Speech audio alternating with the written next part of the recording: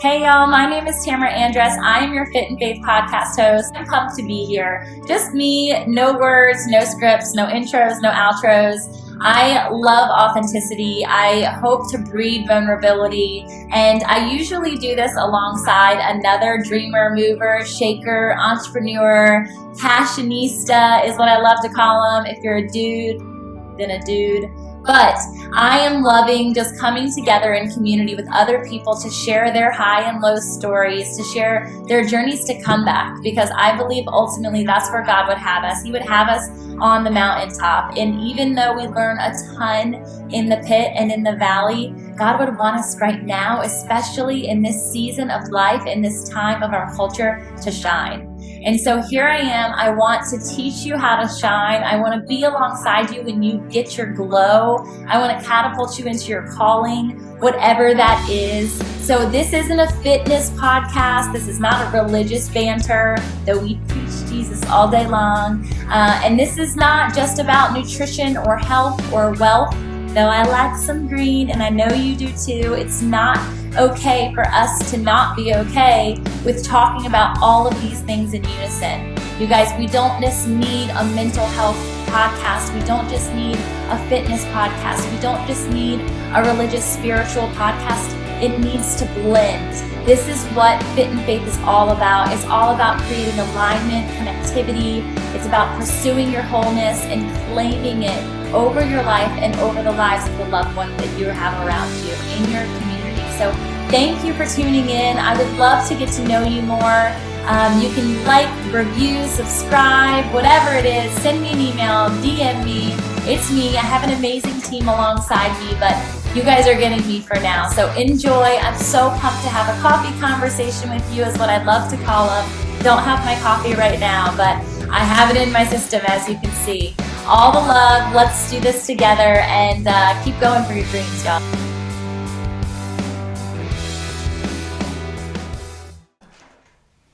We are live and in action. There we go. With Travis, and I am so pumped to be here. This is episode 23 of the Fit and Faith podcast. And the last couple episodes, I was not even in the state and not in this studio. So it's really weird to be back in front of like bright lights and in my comfort zone, sort of, but also it was really cozy to just like be in a hotel room and cozy up with a girlfriend and like, let's just chat. So Travis is in the out of comfort zone right now. So just be aware of that. If you're watching, just let him ease into this. He's right when we make eye contact, we'll be good. But I want to introduce him, and it's fun because I was just praying before we got on here that my love language is quality time, and it hasn't always been quality time. So it's been fun to watch that evolve and see how God uses that like space to just be. All of my devices are occupied, so I get to just be completely present. Right on. And so I'm grateful to you to just be here today. Yeah, totally. We are new friends, growing in relationship around the session. You came in through Morgan, Morgan. and they've been on the podcast, Morgan and Anthony both. So I'm excited to learn more about you today, spend more time with you, and the biggest thing that I always am thankful for you, one, that you always come bearing donuts, which could be a bad thing. Could be a bad thing for my like really strict diet that I try to stick to, but it's also awesome because food is a love language for so many people. Oh, totally. And also that whenever we're sharing, you are always uber present. And so I want to learn from you, like how you are that way, why you are that way. And I've noticed just in your body language that you're always like leaning in. And whenever there's something to be said, you're so eager in that. And I love that. I want to know like how that started and where that stems from and how God has just moved you to a place of just like always, I feel like it's just always wanting more. And it's so good. I'm grateful to it. All right. So welcome. Thank you very much. You're welcome. And I guess to just start, if you just want to give some like backstory to like where you came from, just give me all the goods. Okay, so I mean, I'm born and raised in this area, Hampton Roads, and so I've lived, like I said, lived around here most of my life. Gone to church around here. Was raised Baptist. And so it wasn't until I don't know, like 17 years ago, when I learned like the Holy Spirit, like God, like had all these gifts and stuff like that, I'm like, this is not what I'm used to. Sure. 17 years ago. How old were you then? About 7 to 10 years ago. Oh, 7 to 10. Okay, yeah, 17 years ago. And so... So you're in your 20s? Yeah. Okay. Yeah, for the most part. Like late 20s. Okay. And so at the time, I was kind of off and on going to church. I got saved very young when I think I was like 16 or something like that. But off and on going to church and stuff like that. And I haven't shared much with people about this, but went through a trying time this past year and a half. And at which, I mean, I think I was at the most broken time in my life. Yeah. And at which point, I just remember God just like reaching down and said, I need you to trust me in this. Okay. And there's a verse that kept on coming, whether it was on Facebook, whether somebody was praying over it to me, whatever, and it was Exodus 14:14. Yeah. And if I can remember correctly, it was more or less just, I need you to be still and let me fight this. I need you to trust me. Yeah. And so it feels like probably for the past year and a half, like every day is a fight for my faith. But it's not like I'm fighting to believe. It's God just grinding me and molding me to make me who I am today. Yeah. Because I was telling you before we started the podcast, years ago when I was going through something, there was a dream of stage lights and all that stuff. There was stage smoke machine. I saw audience and things like that. The work I do now with TCC involves stage, concerts, conferences, and stuff like that. I work for a church doing sound equipment, video stuff. I mean, just trusting is something that I'm learning over these past few years. And it's a continual thing that I'm doing even now. It's a hard thing to do. Yeah. It's a very hard thing to do. And I really loved the imagery of this concept of like grinding you, because ow, that hurts. Oh yeah, totally. It doesn't feel good. But I also am thinking of it from a food standpoint, one, because I'm hungry, and two, because we were talking about like my passion for like how food has fueled my spirituality and mindset in such a way that is, I think, different than how most people approach food. Right. Thankfully to my husband, who often stewards a really good meal. It was National Filet Mignon Day on Tuesday, in case you didn't know. That's okay with me. So Gary cooked some fillets on the grill, and my girlfriends were just raving about the fact that he took this gorgeous picture, and they're like, that's awesome, he celebrated that day. And I'm like, honestly, I'm so spoiled. That's on a weekly basis. Yeah. But the concept of like grinding and food and what comes at the end of a grind, right, is something usually really delectable. No doubt. And so I'm expectant for you to see like what that is going to mold and shape into, like how that growing process, how that rising process, I'm thinking specifically around baking, that I can just see you rising. Rising like to the occasion of what he needed you to first be so molded into something that you didn't expect to be. And it comes, you have to have a willingness to trust, because we live in a world today where it's like if we don't figure it out, if we can't wrap our mind around it, if we can't grasp it, we're like, no. But that's not how God is. We expect for God to come to our level. He's like, no, I need you to come to my level.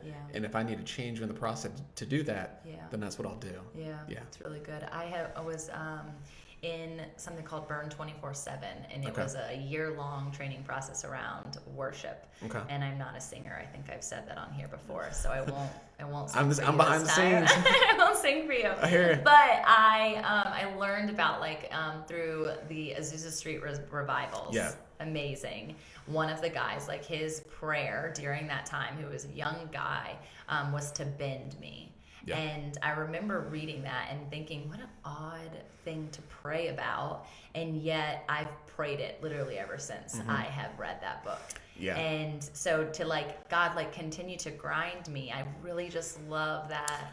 Well, see, it took some time because, you know, when we start to pray, it in some way it starts selfishly. It's because we want something, whatever. Totally. And I've also learned just from past experiences or watching other people do it, if you pray something very specific and it's like very like gut-wrenching and breaking, God will be like, all right, this is what you want.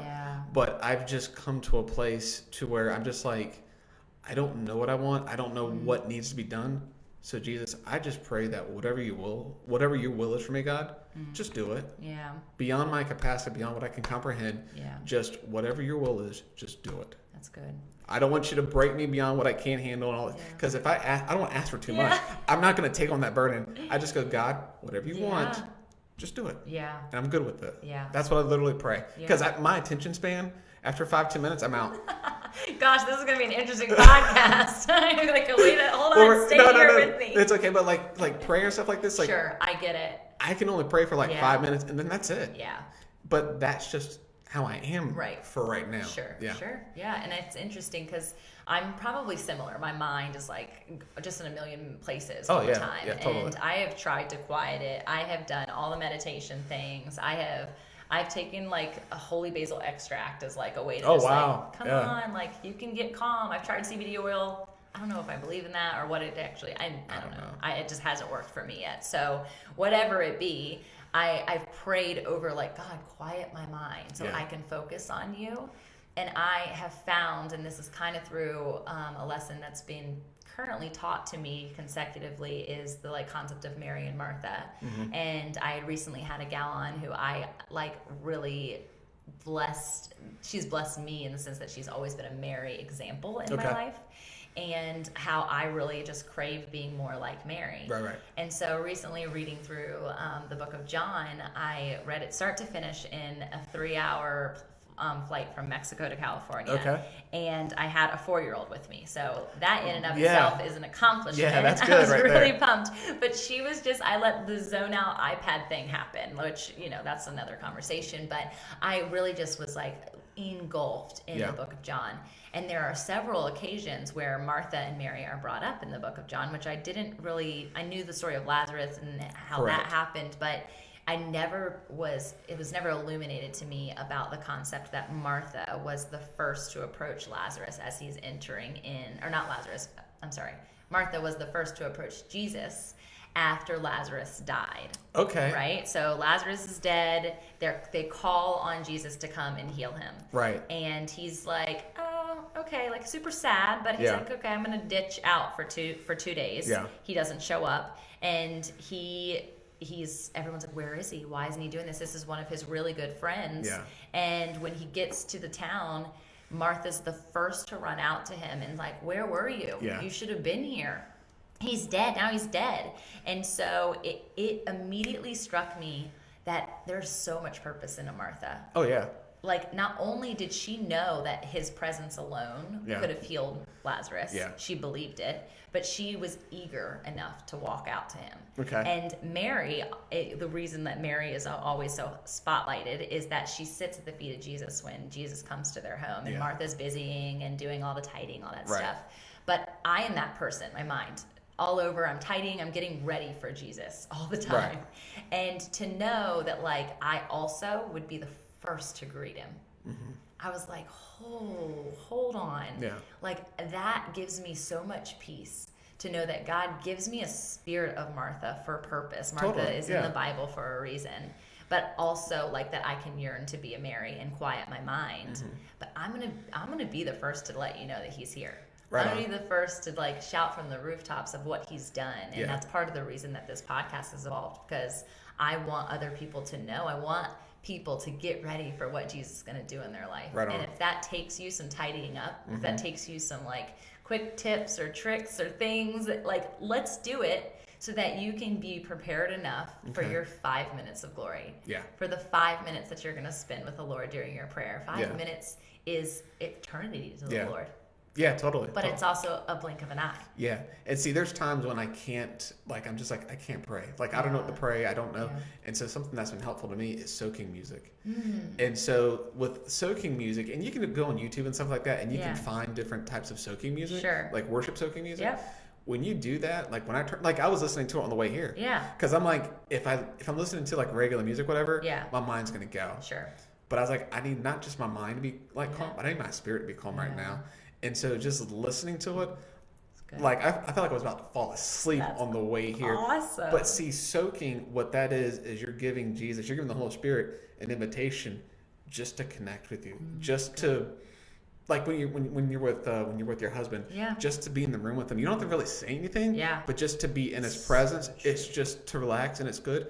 That's what soaking is. It's just allowing God just to be there with you, hang out with you, and he just wants to connect with you. That's really good. And so for me, like, there'll be times when I turn on soaking music, and hours have passed by, and I'm like, whoa, that was good. I need more of this. Wow, that's awesome. And I think like God, somebody was explaining this the other day, that like when you pray and you don't have that like sense of focus, I believe that like God has power over our mind. He has power over our heart. He can do anything. Control all of that. Yeah, totally. And so if I'm praying and he knows my heart is in the mindset of like, God, I want to be here with you right now. And then something triggers in my brain, I'm going somewhere else. Like, he designed me that way. Yeah. Because there are people who can pray and they can sit there, they could do a 24-hour prayer fast and they are all in it, and I don't work that way. Yeah. But my life isn't that way either. Correct. And so it's, and people think that I'm bananas. How are you doing all of these things? Like, you also have a real job, you also do this and that and this and that. And I'm like, yeah, but it's about how I prioritize my mind. Yeah. And I prioritize my mind as faith first, family second, and then I am all for some fun. Yeah, and my food goes in with my fun. Yeah. So that's good. But God, he knows us so well that even in the places that you feel like incongruent, he can put that into alignment and put purpose into the places that your mind is running. Yeah. Because he can use that for him. Yeah. And for his glory. You don't want to stress faith out. Yeah. If that makes sense. Yeah. Like, you think you have to pray and read so much and stuff like that. And you don't have to. It's more or less where you're at in your life, because everybody's at different levels. Totally. So if you can, if you, like, sometimes I'm like, I don't even have time to like read. Like, I just need to get a verse in me, or something like that. And it's okay, because that's just where you are in life. Yeah. It's so true. So a year and a half ago is not that long. No, and I tell you, I never want to go through that again. Yeah. However, the lessons I've learned, I wouldn't trade it for anything. Yeah. No? Yeah. It's amazing. And we said it before, but that like concept, the time, you've lived however many years prior to, and how God can put so much in a year and a half. Correct. And it's just having a heart to be open and a willingness to go, all right, God, I'm going to trust you. Yeah. And he won't let you down. Yeah. He'll build on that trust. He'll keep you going. There'll be moments when you feel like he's not even there. Yeah. He's there. Yeah. But just sometimes he's just quiet. Yeah. And it's okay. I have a friend who's not a believer, and he is in a I don't know. I guess he's probably not going to listen to this. I don't know that I would offend him, but he's in a tough spot. Yeah. And with the government, let's put it that way. Okay. And all right. I got friends in all the places. Okay, I got friends in low places, high places, Texas, wherever. Dark Brooks on, man. That's okay. I got you. Yeah. And I think that that's important. I think that that's a place that God can use us in other relationships, and he will. And I'm seeing it already, but. He just had some amazing things happen for what seemingly was detrimental to his life. Okay. And he recognized it, that like, that's awesome. I'm so pumped. I'm so grateful. And the first thing that has come out of our mouth is, that is all God. That's right. That is so good. Yeah. That God is that good, even to his sons and daughters that don't recognize that it's him. And so Gary and I were talking about the fact that we're taking note. Oh yeah. From afar. And sometimes I mention it, like this specific time, I'm like, just so you know, the thing that's like so great is God. P.S. Like, and see, just you saying that. Yeah. That's all you need to say. Yeah. It's like when a preacher goes up to preach. Yeah. It should not be the preacher's burden for the result. Ooh. God has put that preacher there just to share, to give the word. It's up to God for the results. Wow. So even though your friend may not believe, just you saying that, that's enough. Yeah, that's good. That's really good. So he laughed. He laughed it off, because he knows like my heart, and he knows what that we're pastors and all right of that. On. So he was like, okay, Tamra, like, shh, I don't need to hear that. And he didn't respond specifically. But he knows that's a deposit into his spirit. He knows. Right. He knows. And it's so good. So I'm just excited to see. And I know and believe that one day I'm going to be able to like share those pinpoints. Totally. And so like being a mom, for instance, you're a dad, so you know like you can see it, especially with your eyes open to it in such a different way, the things that are happening in your child's life. Oh, yeah. That you're like, oh my gosh, that's a God thing. Yeah. That was all God. Yeah. And while we can surely share that with them, and we should, there's also the points of like glory that God gets just in those quiet moments of like, thank you, Jesus, for like allowing that to just happen. Let me share that. So let me share this with you. So I take my daughter with me to church. Yeah. And so, but for me, when I go to church, I'm also working. So I'm busy like getting the microphones ready and all this other stuff. Yeah. And I've got London, who's just like chilling in the play corner. Yeah. And is, yelling daddy and throwing blocks and everything. And I'm thinking, I can't do both of this. Yeah. And so everything's going, worship's happening, everything's taking place. Yeah. But then she'll run up. Like, so last night, today's Thursday. So last night, she ran up next to the pastor and was eating a bag of chips while the pastor's leading worship. I'm like, this is my daughter.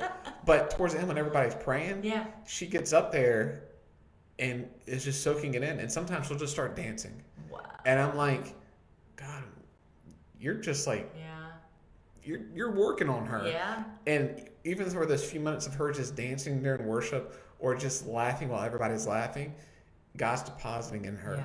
And all of that stress, even though in my eyes I'm like, oh my gosh, this is freaking me out. Yeah. Even for those few moments of her doing that, I'm like, it's worth it. Yeah, it's so true. And the people that are in your church, because it is that family-like small environment. Oh, yeah.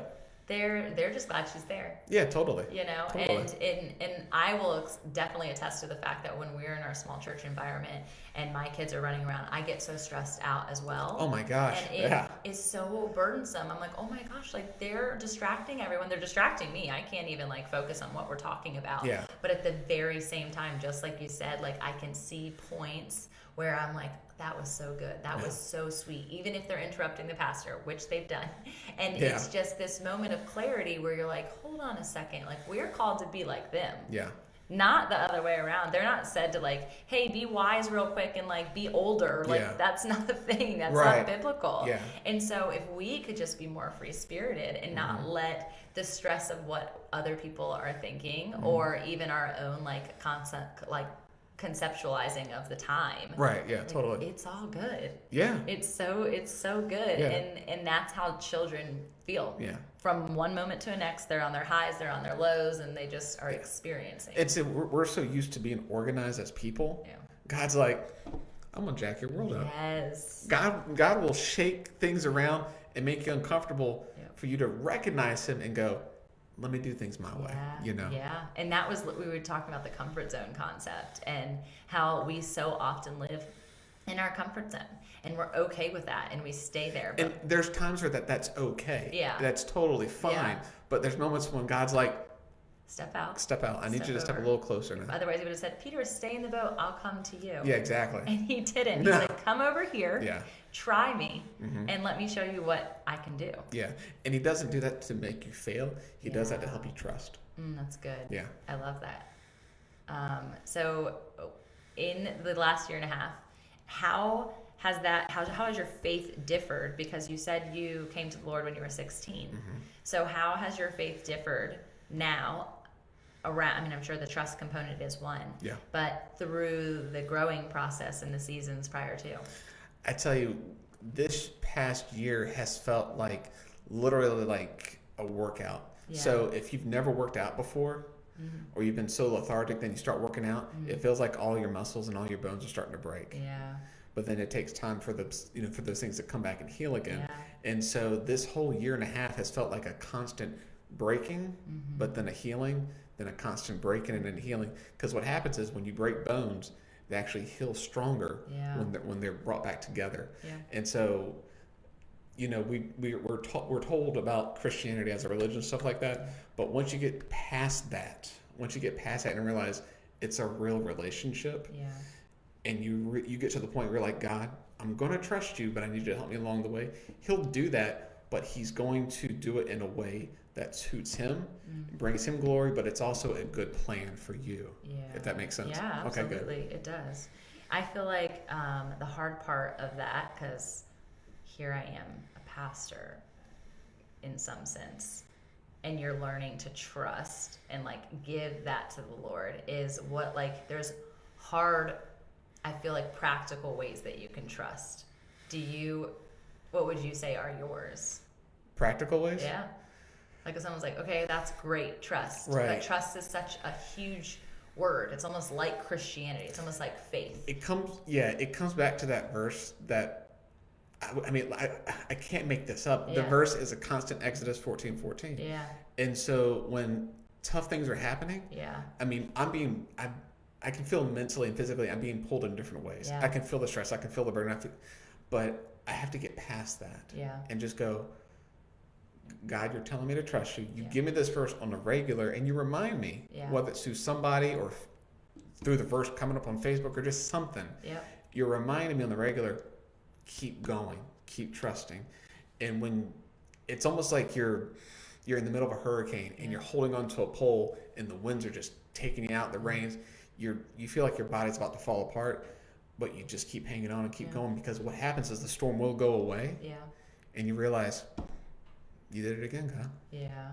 Yeah. It's good. So good. Yeah. There's obviously that song, like, you did it once, you'll do it again. Like, Yep. I just keep, like, I'm hearing that as Yeah. you're talking.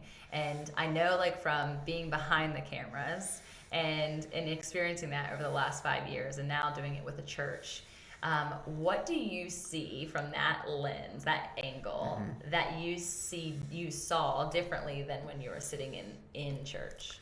Well, I felt, I tell you what, because if it wasn't for God bringing me back to church in that way, Yeah. I don't think I'd ever go back to church. Interesting. Because there was a financial need there. Yeah.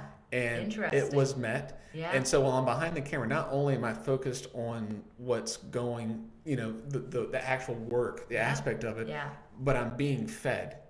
And it's almost like Jesus, like God's like force feeding me sometimes, Yeah. which I'm okay with, because I feel like I've got a lot to catch up on. Wow. Does that make sense? Absolutely. And so, but being behind the camera and seeing what I've seen from different speakers, from different words, everything is in line.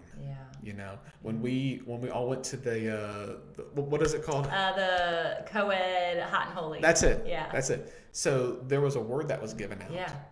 That was almost the exact same word that was given at the church not too long ago. Yeah, we've talked about this. Yeah. a Oh, lot. yeah. Yes. And so when I'm behind that camera, and I can always go back to the recordings, everything just lines up. Yeah. And I'm like, this is like a movie plot. I mean, Yeah. this So good. this blows my mind. I can't grasp it. Yeah. But that's kind of the idea. Yeah, it is. Because if we could grasp God, if we could figure him out, then he's at our level. Yeah. But that will never happen. No, it won't. No. And I think I had so much like fervor for the conversation that night at session when you were like, oh my gosh, I got all the feels right now. Like, I have got to share something. And I know it was like God, the Holy Spirit, like just like I could feel it. And Yeah. that's when you talk about my eagerness. Yeah. A lot of times I'm just like chill, I'm Yeah, quiet. yeah. I don't really want to even say anything. It's just cool to be there. Yeah. But when the topics start to flow and it kind of hits me, I'm like, Yeah. oh my gosh, I'm about to explode, and I can't keep quiet on this. Yeah. It's so good. So this is an interesting concept, but kind of weird parallel as well, because my kids go to a Quaker school, and I didn't really know like what Quakerism was prior to enrolling them. Do you have any? Quaker oats, that's about as well. Exactly. Yeah, this like visual of this lady on the oat box. Yeah, I have no idea. So it's a sector of Christianity off of Protestant, which I don't know much about Protestant either, but Quakers specifically have this belief that everybody within them has an inner light.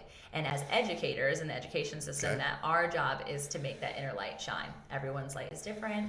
I'm like, okay, I can get down with that. Like, everyone's different. God made us all unique. And so let's help you be unique, that uniquely you, right? Yeah. I get it. They also worship without sound. And so it's a silent worship. And I couldn't work there. Clearly, you don't have, you can't even do 5 minutes. So they have no sound during the worship. Okay. But where the parallel comes into is that they believe that if you have something bubbling inside of you, if your palms get sweaty, if you feel like you have butterflies in your stomach, that what you're simmering on is not meant for you. It's meant for the collective whole. Okay. which is exactly what happens when you're sitting there and you're like, oh my God, this is not, I have to share this out. It has to get out of me. Correct. And so these little kids, as early as 3 years old, are learning how to steward the Holy Spirit without being told that it's the Holy Spirit. Yeah. But the cool thing about bringing babies home from school is we have the opportunity to steward what that message looks like. Right. And so I am not fearful of like any of the concepts that they learn. They don't have like practice Quakerism other than literally that time of worship. But they don't say like, we're going to do Quaker worship. They just say, we're coming together as a community in a moment of silence. I think the world needs to do that more often. Yeah. And people are welcome to stand up and share if they feel like what they're simmering on is meant for everyone. Okay. But it's been really interesting to see my really loud child, the one who's vocal all the time. I loved his apology, by the way. Oh, yes, of course. His sorry. Oh, gosh, I have to tag that here. He's a goofball. Yeah. And then the other one who's like, fairly quiet and reserved, like probably what you would be if you were in a large group setting, and she'll take the mic and like stand up and share. Good for her, and it blows my mind, like the variation that happens when you give children the space to experience like that quietness with themselves. Yeah. So while there's, the world is moving 1,000,000 miles a minute and there's 100 children sitting inside of a schoolhouse, like it makes you realize like the opportunity that God has across the nations at one given time inside just children. Oh yeah. It's wild. Yeah. And to see like those things like being fostered, just like you said, your daughter up on stage like dancing, like she's probably going to be a worshiper. Probably, like that's going to be like part of her gifting because she's surrounded by it right now and she sees it in such a tangible way. Correct. So it's exciting and interesting, but I'm really grateful for that community. Yeah, no, that's good. I mean, especially kids today. I think as we we go farther through time and stuff like that, God's going to use children in a bigger way towards the latter part of this life, and you can see that now, even like the generation we're in, the younger generation, like the 18, 19, 20-year-olds, they are eager to find that there's more to this life than what they are experiencing now. Yeah. And I think it's our job, even being on the younger spectrum. I mean, God sees all of us as children, right? Correct. But like we and our humanity see age. We see what's happening to our bodies and our facials, hair, color, all of things. Yeah. And so, but it's our job to steward every generation, even before, but thereafter. And so for us to realize that like we do need to pour in what we're learning. So like I've heard it said, and I've experienced it myself, but like this concept of a quarter life crisis. Never heard of that. A quarter life crisis instead of your 40-year-old, like your midlife crisis that everybody experiences. It's like I feel like more people are having this like really traumatic experience in their late 20s, early 30s. Okay. And it's happened. I mean, just with us both sitting at the table, like it happened with us, and it's happened with a lot of people that have been on the other side of this microphone, and just the people that I'm surrounded by. And so they're coming into life sooner than I think the midlife crisis typically was happening in what our society says it is. But yet now we have the opportunity to share with them even younger before any of them have to go through our trial. Right. And I don't know from like our parents' standpoint if that was something that they were encouraged to ever share. I don't know. I just feel like the world we live in now, obviously it seems like the world's more fast paced. Yeah. It's getting faster. Yeah. And like you said, the quarter life crisis, it's hitting the generation at a younger level. Yeah. But at the same time, it's like through technology and everything, people are becoming more connected. Yeah. Like they can get a hold of news or somebody in a split second. Yeah. And I just think it's just how God is just kind of chess piecing everything out because, God is going to get a hold of everybody one way or the other. Yeah. And I don't know. It's just an observation of mine. I guess I don't know. Well, I know that there's so many people who have this horrible perception of that fast pace, of the internet, of the accessibility, of social media, of all of those things. And I've just constantly stayed in a space of like, I think he can use it. I mean, I'm going to show up there because I think God's in everything. Totally. And if he didn't want it to happen, it wouldn't exist. Yeah. And while man is, we have our own ways of doing things, like God's still in control. Yeah. Whether we think we're the ones inventing it or not, like God gave those ideas. Yes. He envisioned gave the vision, gave the birthing of all of those things. And I'll go back to what my pastor mentioned yesterday. He said, if you really think like, man, we're in charge and like we know what we're doing, start in Job 38. Yeah. And just start reading. Okay. And talk and listen to God and how God questions Job and says, Job, did you put the solar system into orbit? Did you do this? Did you do that? Yeah. How smart do you think you are? Yeah. You know? Yeah. God's like, I'm the everlasting God. I'm, even though he's behind the scenes and we may not know. Yeah. Yeah. Yeah. Come on now. So, I know, not behind the scenes. Yeah, like right exactly. up in front, right up in it. I have the tattoo on my hand of the So Will I from that song by Hillsong, and it talks about how even the rocks cry out for the Lord, totally. and maybe it's in silence, and the waves roar his thunder, and the lights and the stars and the sky, they are all for God, and so will I. Correct. And so I realize all the time on a given basis, and this is my first tattoo other than a tiny one about my children that I can see visually all the time, because the rest are different parts that you can't see. Yeah. And it is a constant reminder of, oh wow, hold on. No matter what I'm doing right now, am I worshiping the Lord? Right now, am I praising his name? Yeah. Right now, and no matter what I'm doing, it could be as menial as grocery shopping, that I have the ability and the call to worship him. He made me to do that. And when you do that, that's you showing trust to him. Yeah. Yeah, the tangible way. That's so true. Yeah. That's so true. And when you're talking about how, as we get older, we kind of do our own thing, or he just wants us to trust him, he is our Father. Yeah. And he just wants us to trust him. Yeah. And sometimes with London, she gets, she goes up on stage and and it's God just wants us just to just chill, just trust him, and don't stress so much. Don't overthink things. Just trust. I am who I say I am, and just go with the flow. Yeah. Yeah. I had a girlfriend this morning who I'm very close to her family. I'll put it that way. Yeah. And she said, she was just kind of having a moment where she's like, I am so overwhelmed. Her child is 2, and he's just off the wall, bananas, doing all the things. He's a typical boy, really, is what he is. He's no different than my child was, who is a little bananas, but he's no different than any other boy. And it's her first experience with motherhood, and so she doesn't know what to expect or what's right or how am I supposed to protect him, or I can't do this and I can't do that. And I'm just just let it be. Yeah. Look at him. He's healthy. He's strong. He's so happy. Yeah. And nothing's going wrong with him. You just gotta chill. You can't be in control of the things that you thought you were gonna be in control of. Yeah. You weren't given a girl. You were given a boy so that you could release this, because otherwise you're gonna hold so tight to what you believe is the right case scenario or the right circumstance or the right, to go in a total different direction, but the right job or the right family dynamic or the right number of children or the right financial bracket. Yeah. We try so hard to control.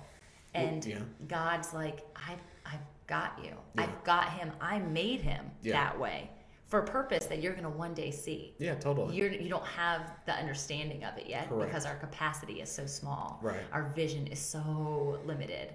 And so if we can just let the reins go just a bit, a lot of bit. Yeah. Yeah. Oh yeah. A lot of bit. Imagine totally. where the horse would lead. Yeah. It's going to go to a pasture that you would never have otherwise seen. And so it's just that need. Yeah. And how do you get there when we're so clenched fist? How do you get there? It really, if we're so clenched fist as, people and wanting to organize our lives and stuff and there's nothing wrong with that. Yeah. It's just that when we're just we're going to do it, I'm going to do it my way and that's it.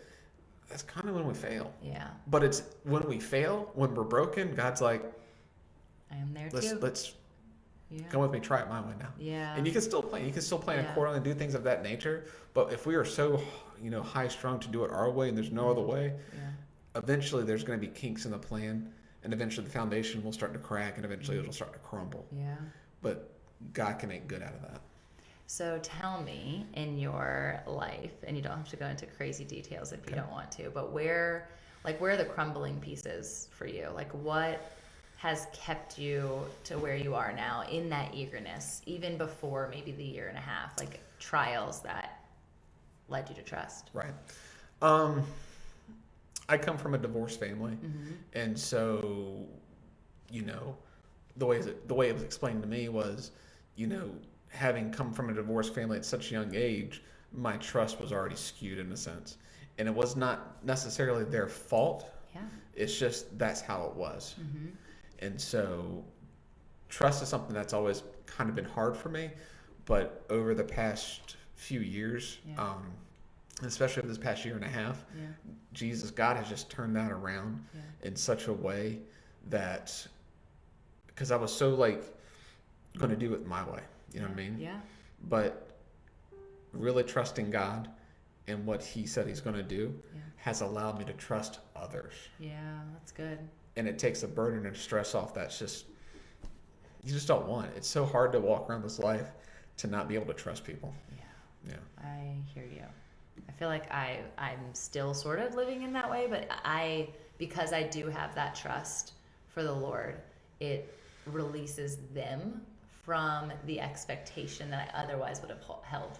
Yeah, and not just that, but when you trust God like that, He'll bring the people that are supposed to be in your life, and He'll take the people that are supposed to be out of your life. Yeah, it's so true. And again, He's leading you through that versus you leading yourself into a place of destruction. Yeah, which I single-handedly did myself. So I know. Yeah. I totally know. I'm like, these will be my friends. This will be my job. This will be my title. This will be all of the things that were unhealthy for me. Yeah. And I was there. Yeah. I was definitely in that broken space where He's like, okay, sweet girl. Yeah. Now let me show you my way. Yeah. And God will let you do your thing. Yeah. He won't infiltrate your free will. People always wonder about that. I hear that a lot from non-Christian who are I shouldn't say non-Christian, that's horrible, but just non-believers. They just don't believe in the Lord. And they'll say well, if God was real, then why would He let this happen to my loved one? Or if God was real, then He would fix this situation. And we know as pastors that that's part of faith, is understanding that we can't understand it all. That's why we trust and how we trust. Right. But God lets everything pass through His fingers, good and bad. Right. Not because He's a bad father, Correct. but because He wants the glory in the end. Because otherwise man would take it. And they would say, oh, I fixed it. I ended up getting well. I ended up choosing the right path and then fixing everything under our own control. Correct. That's a tough one, because that's something that, especially over the past year, that I was asking, and I think I probably, beat the tar out of a coffee table or two trying to ask that question. But in the Bible, it talks about it's not necessarily you having all the answers. God's like, I need you to trust me. Yeah. And it can be blind sometimes. Yeah. Yeah. He needs you to trust Him before the storm, in the storm, after the storm. Right. Because He's not going to be like, well, here are all the answers, I'm going to tell you why right now. He's just saying, trust me. Yeah. And you've got to come to that place where it's it's so freaking curse word hard. But you're like, okay, I'm going to trust you. Yeah. And when you can get to that place, it's so worth it. Yeah. But it's still tough at times. Yeah. But, I would rather trust God than not trust Him at this point. Absolutely. Especially through this world that we live in. Yeah. I had a friend who was talking about, he actually physically puts himself in the dark and turns off the lights and makes himself walk through the dark. And most people in this specific scenario that he's talking about are really scared to do it, because it's just a really huge gaping black space, like a black hole. Imagine walking into a black hole. Yeah. He's in a gymnasium, but he says it feels that way. And people literally were like, I'm not doing that. Can you come with me? Or I don't want to do that job. Somebody else can do it. And they're afraid to walk in a gymnasium in the pitch black. And so we were relating this, and he was telling me about how he has almost an intrigue to that darkness, because he'll do it to put himself out of his comfort zone, to know that want to make it to the other side. Everything's going to be okay. Knowing, again, he's just in a gymnasium. It's not like he's like walking into a black hole. And he knows what's going to be on the other side. Is that in life, we're always going to have like decisions and opportunities and things that feel like you're walking into a black hole. We do not know the outcome. Left or right. And we have choice. We have free will. God gave us that blessing as well. Correct. Which is also a curse. I wish he would just said, go this way, Tamra. I'm over here. It would have been much easier, but he didn't. And so I chose left, got destroyed, and he's like, you got to go this long route now to come back over to where I am, but I promise you it's going to be worth it when you get here. So the concept of like, I'm going to walk this way or this way, God shows up at both locations. Sometimes you chose right and you feel like, oh my gosh, this is such a blessing. This is a win. And sometimes you're like, this was a loss, but he's still there. And so to recognize that no matter what decision you make in life, if you're unsure, if you don't know how to trust, if you just truly want to clench fists and walk through life that way, either way, God's still there. Right. And see, and you can do that, but if you do the trust, but not just that, it's like tuning your radio. The more you trust and the more that you spend time with God, good analogy. The more that you have that devotional time, even if it's for a few minutes a day, whatever the case, the more you tune your radio to God, the more you'll hear Him. The more you know when you're walking somewhere, you're like, okay, I need to go this way. Not because it's my intuition, but God's saying, go that way. That's so true. That's so true. And that's, I think, a really tangible thing as well. And I think I've talked about that before with somebody on the podcast about hearing God. Like, how do you hear God? What does that even mean? And there's that subconscious experience with the Lord. He's within you. Like, he is a spirit within you. He is a guiding light. He is the compass. Right. And so he will tell you. And he'll get your attention the way you'll recognize him. Yeah, that's good. Because otherwise you would just keep going. Because if it was the same for every person, you know, some people may miss it, but he'll get your attention. He will just get your attention. And you'll he speaks your language. Exactly. No matter what language you speak. Correct. It's so good.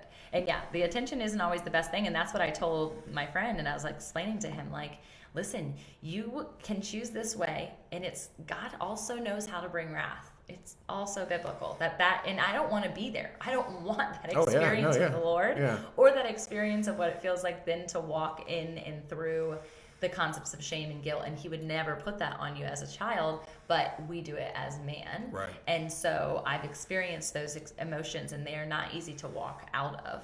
Right. Or you can go this way and he's going to show up in that capacity and you're going to know, oh, good. Thank you, Jesus. I chose the right way. You don't always know. It is blind faith. And that's why we are so thankful to God for grace. Because without grace, man. It's so true. Yeah. And I do feel like as Christians, and the more I surround myself with people who believe in the Lord, we have this true desire to shed grace on others, to teach them grace in a human way, so that they can conceptualize the grace that they're given through the cross. Right. You know, and here's the thing too, you don't necessarily even have to force it on somebody, because, and you can try and it'll be friction and it's not going to work, but God will put those people in your path that are ready to receive it, and he'll give you the words to say or whatever the actions may be for them to receive it. Again, you're not responsible for the result. You're just responsible to be obedient. Yeah, it's so good. That was a part of, I didn't tell you this part when we were talking about my book before. That the whole way that the concept of me even knowing that I was supposed to write a book happened through a desire of a prophetic. I wanted to be prophetic. I'm like, I want this gift. I think this is so rad. I want to understand it. Again, through Burn 24/7. Clearly more people need to do this because it was an amazing experience for me, and it has been for others. But I was for like 3 hours one night praying into and over the fact that I wanted this gift. And they said, like, pick one of the 5 gifting, like, and find which one you want and just pray into it. And God hears you. He hears every call that his children want. Just like you hear when mommy's, like your children are crying in the middle of the night and you're like, oh, that's my baby. Hold on, I'm going. He hears you that, apparently. He knows who it is. He knows when. And so I'm sitting in the next day in a coffee shop, and I see this guy out of the corner of my eye over and over and over again. And I'm not like looking for him. He just like keeps popping into my line of sight while I'm working. I'm blogging at the time. And I got full body chills, started sweating and chills all at the same time. Okay. Started crying. I couldn't even conceptualize like, what's happening? Why am I crying? And all of it was just like, it was almost like he had this halo. Like it was all for this guy.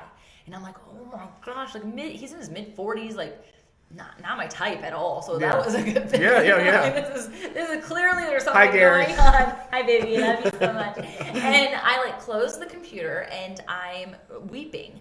Go to the bathroom, and I'm like, oh my gosh, God, like I'm trying to call all my resources at this point. I call my first person I call is like my worship, my prayer warrior. We have a group of girls called the Iron Swords, and we're just prayer warriors for one another. Okay. And so we call her, she doesn't answer. So the next person I call is my pastor, and Anthony doesn't answer. The next person I call is Gary, and I'm like, come on, he's got to answer. He answers every phone call that I do. That's like a rule. Didn't answer. And the whole time that everybody's calling and it's just void is I hear, just do it.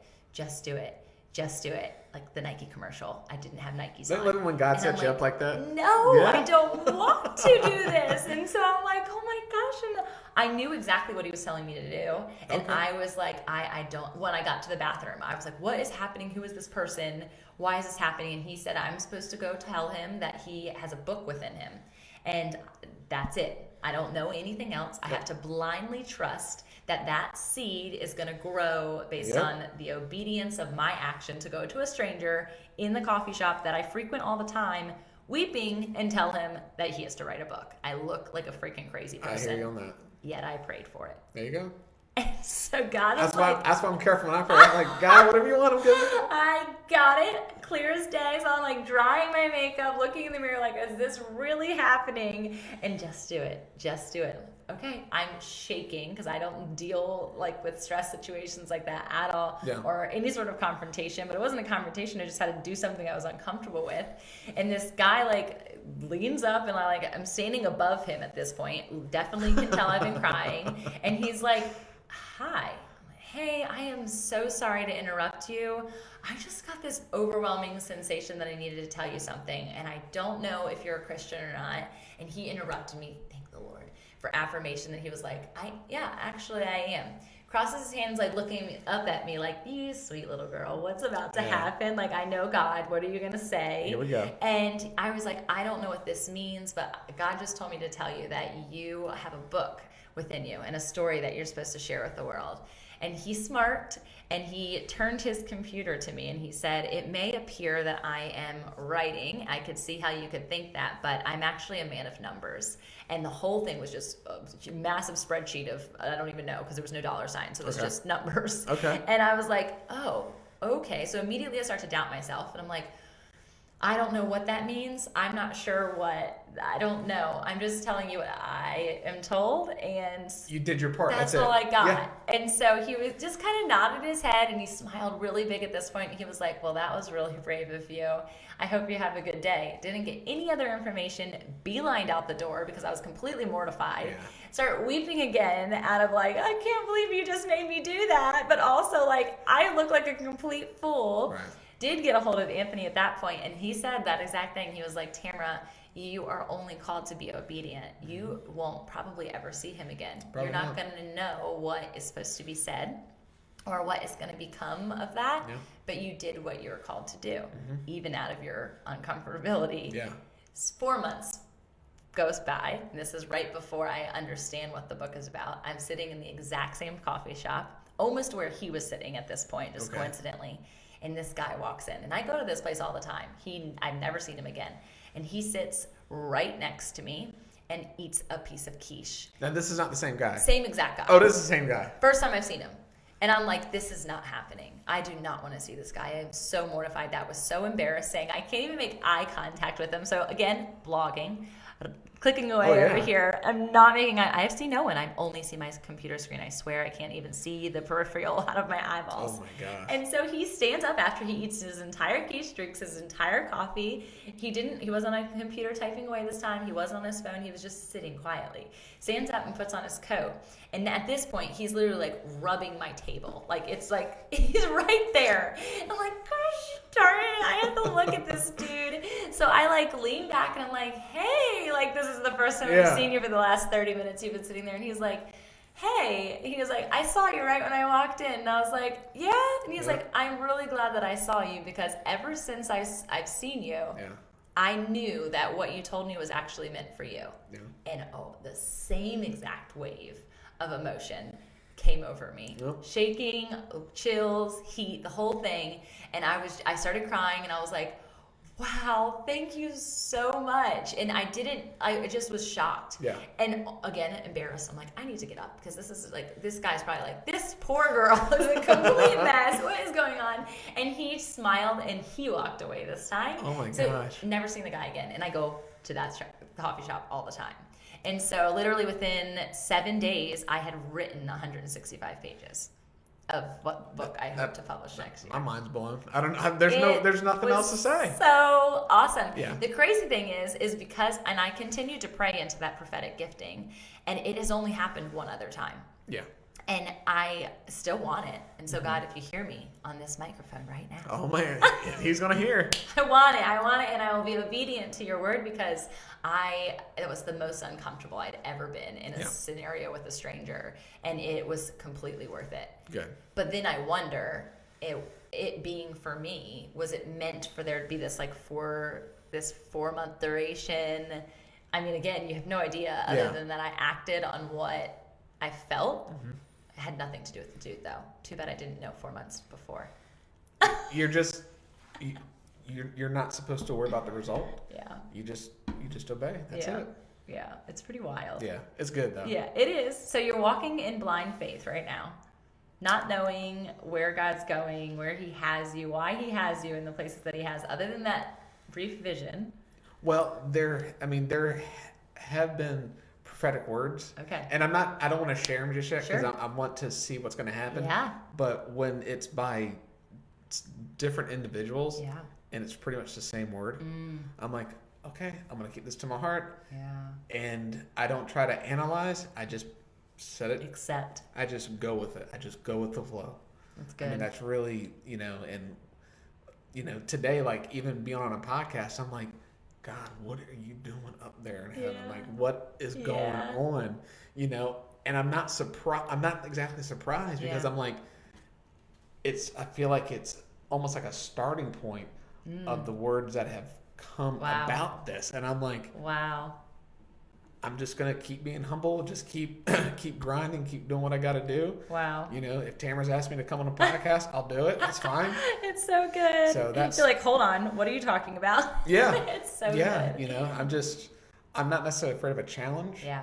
But, if we're talking about God and this is, if I'm in front of the camera, okay. And when the camera goes off and I go, I'm not even going to worry about the result. I'm going to go pick up my daughter and not think twice about it. Yeah, it's so good. And it's been such a blessing. And I hope that my uncle listens to this specific podcast. And he probably will because you're a dude. Yeah. And he probably enjoys them the most because of the relatability factor. Right.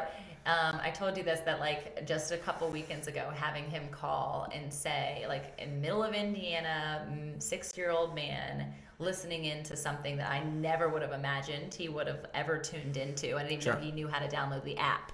So that in and of itself, I'm impressed, Uncle Timmy. There you go. But to know that your words, they do carry weight and they do carry such importance that can affect change in the heart of people anywhere. Yeah. And it's always for me, and I feel like if we can stay in this place of humility, it's always for the one.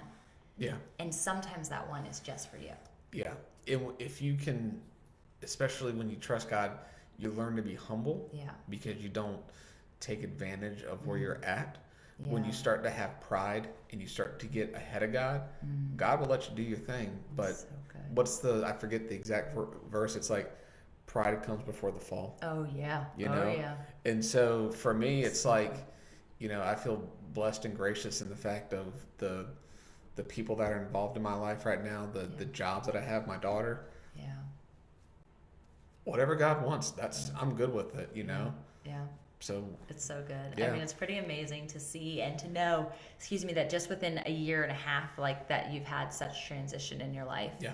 And to know that, I mean, I remember just writing like my bio like last year and then my bio this year to go to the same conference, reading the words. I mean, I was blown away what God did in my self-identity in 1 year. Good. And so I know that there is such power in God's gracious timing, and that it doesn't matter. Like, I know there are a lot of people who may be listening who are, you know, in their 40s, 50s, 60s, whatever that is, and they feel like their time is up or that they've wasted something. No. And don't look at it as a waste. Look at it as what you get the opportunity to still do. And I would have loved to have come into my faith and my relationship with the Lord, because I was in my faith, but in a relationship with the Lord sooner. I'm sure you would have loved the same thing, but I know that it was so purposed for me. And it's my story and it's my testimony for purpose, with purpose. Yeah. And ultimately God gets the glory in that. Yeah. And I tell you, the verse that's coming to my mind is the best is yet to come. Yes. And so for the people who think like God's done using me and all that stuff, God is saving the best for last, especially before he comes back for his church. Yeah. God's going to go all out, and he will use every resource to blow people's minds. It's so true. Yeah. Including things that people think are bad, such as social media. Yeah. And I always have to nail that head, because I feel like it's a place that can be used for destruction, as is so many things. Media in and of itself has been doing it on TV since it's been skewed by all of the different outlets for years. So it was before computers. There was something else that man can tweak anything to be negative, but God can tweak everything to be positive. And what's really good is the fact that God will have the last word over all of that. Yeah. It's so true. And it's so interesting. And because I have like the desire through my entrepreneurial mind to like see the vision, I want to like see it all. And I don't want to know like I know the end picture. I know what that's going to look like in my small capacity of heaven and heaven on earth, and God coming for all of his children at some point, wherever I am at that point. Yeah. But it's the understanding of like being enough long-sighted that each of the things that are happening in my realm of influence are being touched by the Lord, by us, again, trusting, but also being strong enough in our faith to like place him before us. And it's a hard thing to do, but if I know that he's there in the dark, how much easier is it to walk in the dark? Oh, totally. Yeah. So there's like strategic way that I feel like you can literally put that by speaking it out before it happens, by declaring a word over your life, by declaring his words specifically over your life, not a word, his word over your life before it even happens. I pray for my children.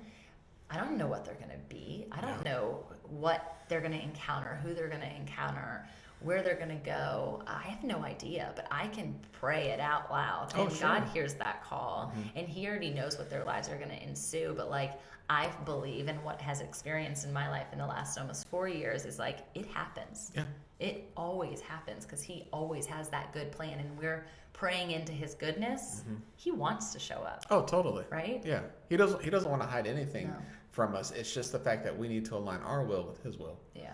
And sometimes that just takes some humbling, but also takes trust. And that's what it all boils down to. It does. You know, again, like, we are people that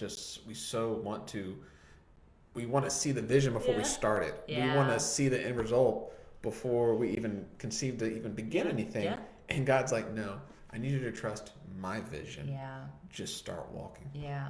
Yeah. And I think, that's just a testament to like this concept of retreat planning, which that was the whole reason we came together, was your insight into event planning and like, what does that look like? So, having a plan for a date, and then instead of like all the fine tuning and all the pieces, event planning in and of itself has so many like point A, point B, point C, the outline, all the things. There's you have to get pieces, so much organized. Yeah.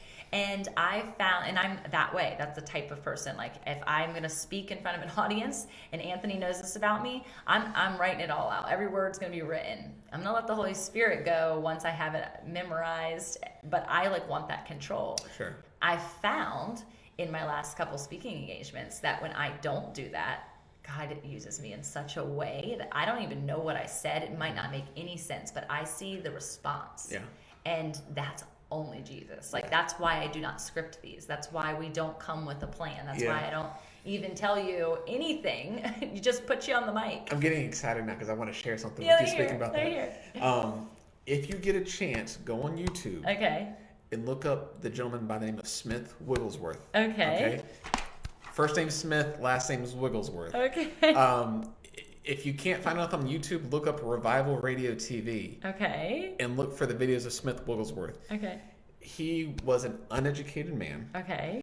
The only book he ever read in his whole entire life was the Bible. Okay. He couldn't read. Okay. Okay. And he would, based on the knowledge of what I've learned of him, he didn't even know how to speak. He would go up in front of people, like to preach whatever, and he would start talking, and he would fumble his words, like he had nothing to say. Yeah. But as soon as the Holy Spirit hit him, everything just flowed out. It was like Jesus was standing right there. People were getting healed. Lives were being changed, and he was just this guy. He was like, God, I trust you. What you said in your word, I'm going to trust you. I'm uneducated. I'm stupid. I don't know anything else, but I'm going to trust you. And sometimes God is like, we try to script things, and God's like, nope. No, yep. I'm not going to do it. Yeah. So if you get a chance to look that up. That's so but cool. when we try to script, like even like coming here today, I'm like, what am I going to say? Yeah. And I'm like, no, I'm not going to say nothing. Yeah. Yeah. Whatever you want, God. Yeah. And so everything that we've said here, I'm just like, okay, God, this is what you wanted to say. It's so cool with me. It's so cool. And it's so crazy because, I mean, we're only 23 episodes in, so it's not a ton, but it's enough to like think that there'd be like redundancy. And because of like, we're kind of like connected, but like God is so not redundant. And even in his like grandiose, like, yes, he's good, right? He's always good. Mm-hmm. So you're expecting there to be redundancy in his goodness. Yeah. It's so not true. And see, that's what kind of freaks me out a little bit. I love that. Because I'm like, from the dream that was given to me years ago, everything that I've gone through, where I'm at now, I'm like, God, I really have no idea what's going on here. Yeah. And everything on the outside is telling me to look this way or that way, comprehend or figure it out. And I like the fact that Smith Wigglesworth, he's like, Jesus, if you said it, I'm going to believe it. Yeah. And I'm going to go with that. And that's where we have to get into the word more. Because if you're not, and I convict myself of this all the time, because I will let a verse fuel me, or I will let somebody else's blog fuel me that is derived from a Bible verse or a Bible story, or like I have the First 5 app, and I have the She's Worthy app, and I have the She Reads Truth app, and I have all of these things, and it's amazing. I love walking through Bible studies with women, and I love that. Yeah. But until you like literally approach the word in your vulnerability and your insignificant mind of a Wigglesworth mind, I'm going to use his last name as a verb now. Okay. Be a Wigglesworth. Yeah. Is that you need to come with the anticipation that he's going to show up for you, and you don't have to bring anything to the table. Yeah. Because so often I'm like overwhelmed. I'm like, where am I going to start? And I've tried to do the whole like read the Bible in a year app thing, all of those, and I always felt like it was like a job. Like, oh my gosh, I went to sleep and then I'm like feeling shame about something that's supposed to bring such light and goodness, or feeling trapped by something that's supposed to bring like all of the glory of the world. And yet I was like, okay, I failed, but God's not like, he doesn't care, first off, and he's forgiven me already for that. It's just the fact that he wants us to show up. Just like your dad, he just wants you to come to dinner. Yeah, exactly. He just wants to be with you. He just wants to hear about your day. Exactly. And so like for me, like there's some days like I don't even know what I'm going to read. Like the only app I have like biblical wise is the Holy Bible app, whatever. Yeah. And so I'll choose a plan, like a 5-day plan or 7-day plan. Yep. And I'll just do it. Yeah. And it's not necessarily like geared to something specific. Yeah. Like I'm reading the book of John right now. Yeah. Okay. And today was John chapter 2. Yeah. I'm thinking like, am I supposed to be like super spiritual about this? Sure. No, I just read it. I let it get into my spirit. I moved on with my day. Interesting. Yeah. That's a really like easy way. Yeah. Like just go, just come. Yeah. Is what he says. Yeah, exactly. And so if we try to stress about like spending time with God or think we got to be super spiritual, no. Yeah. We just go to Him. Yeah. We just spend time with Him. We read. Yeah. And you just keep going. It's not supposed to be hard Yeah. because when you're out and about in your day, like you were at the coffee shop, Yeah. and all of a sudden God just hits you. Yeah. That's when it's like, okay, all this stuff is coming back to remembrance and stuff like that. Right. But when it's just you and Him, Yeah. it's just a chill time. Yeah. And it's so cool because like I just like when I was reading the book of John and I didn't even know like the part. I mean, I don't even know because I didn't read the book of John from start to finish at any given time in my life, and it was so crazy. So many aha moments. Yeah. Like just had that conversation. I'm feeling this right now. This is happening. Yep. And so he'll illuminate the word. Yeah. And like that word illuminate is like my word. Like I own that word in so many different ways because I want to illuminate the lives of others by everything that I do because I want the light that is already within me to just be so bright that it makes you shine. Yeah. But when he illuminates things for me that then exude illumination for others, I mean, it fills your cup in such an incredible way. Yeah. And it's almost like it literally feels like he's highlighting. Like you're, oh my gosh, let me read that one more time. Yeah. That's bananas. I never even seen that verse before and I've read this before. Yeah. So, Anthony, when he does his messages, he says, I've read this verse 500 times, not really. I've read this verse 5 times and something new comes out. Like that sounds preacher-esque, but it's not. It really is what season of life you're in and what openness you have to it in that time of your life. Correct. Yeah. So keep reading. Yeah. I don't care if you read the Bible. Start again. Yeah. Yeah. You just keep. It's like when you feed your body. I mean, you eat every day. Right. Sometimes you don't even know what you're gonna eat. Right. Just when you get into the Bible, just start reading. How interesting. I've never really thought of that parallel before. That just came out because that was God. That was the Holy Spirit just throwing that out because I had no idea I was gonna say that. That's really good. So when you just start. Yeah. I mean, you just start reading, and eventually God will just get you where you need to get. And imagine if we thought of like that time with the Lord, or if we use the Bible at our meal times, for instance, just from what you were just saying, and we needed it like we need food because we have such a relationship with food. Yeah. And we always think about it. Gary's always like, I have never known anybody in my life that when they eat breakfast, they're eating breakfast and they're talking about what they're having for lunch. That's me. I love food. I like planning my life around like, where are we going for dinner? What's happening? Well, feeding your spiritual body is just as important as your physical body. 100%. That's because my whole... if you do not feed your spiritual body, it's going to starve. Yeah. Yeah. And your spirit man when that becomes weak, everything else becomes weak. Yeah. Whether you think you're strong or not. Yeah. And I've been in the gym my whole life, whether it was a gymnastics gym or the gymnasium at school or actual facility, and never really had like major gapping points, but boy, was I spiritually starved. Yeah. And no one would have known it from the outside, but I knew it. I knew it, so desperately knew it. It was sad and scary. And like, even when I see pictures of myself circa 4 years ago versus now, I'm like, oh my gosh, like I was so depraved. I was so sad, even though I'm standing there smiling and everyone else around me was like, she's the best. Yeah. No. So it's really interesting how God can he can fuel you. Yeah. He can feed you. Yeah. If we just understand that from just the depth of the Bible, of the word, of his word. And it doesn't have to be hard either. No. Yeah. And that's where I think we complicate it. We complicate trust. We complicate faith. We surely complicate religion. Yeah. And yet we don't complicate relationship in the same capacity. Correct. And that is what it is. So I'm thinking back to my quality time gratitude of just this is so good. Yeah. And God always shows up even in our discomfort and allows us to just follow him. So thank you for being here. It's a good thing. Yeah. It's fun. Yeah, it's so good. Any final words? No. I love it. Trust. That's the topic, and I'm so excited to unpack it. My favorite part of these is to go back in reflection. Okay. And get to prep. I do script and prepped the intros. But there's so much meat in them because I take an hour and I pack it into a minute. Okay. And so it's probably my favorite because I love to write. Gotcha. So like, how can I play with these words and see what's to come? So I'm excited for you to hear that. Very cool. Because this is really good. Right on. I appreciate you. No, thank you for having me. Yeah, so fun. All right, guys, I'll see you later.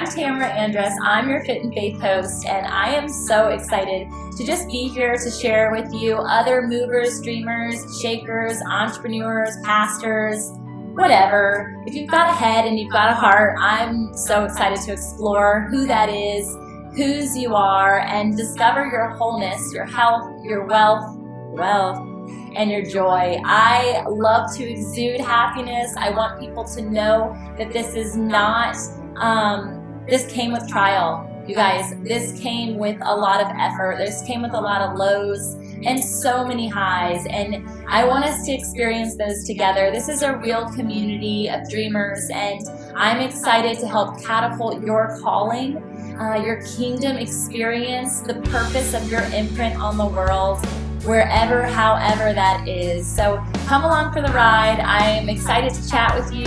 Like, comment, review, send me a DM, send me an email. It's me responding, even though I have an incredible team. And so I'm just excited to get to know you. Let's connect, let's create community, and let's walk in our calling.